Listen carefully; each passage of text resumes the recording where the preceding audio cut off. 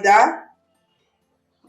চিনি পেস্ট করে নিয়েছি, দুধ, মুরব্বা, একটু ক্যাডবেরি, দুটো ডিম, ভ্যানিলা এসেন্স, বেকিং পাউডার, সাদা তেল।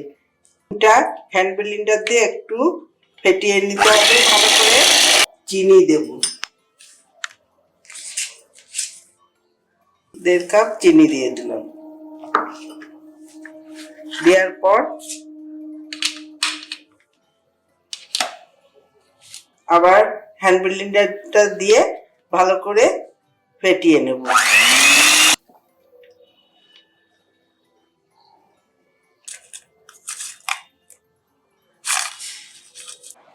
এইবারে কালার করার জন্য কনভেনশন দিয়ে 180 ডিগ্রি দিয়ে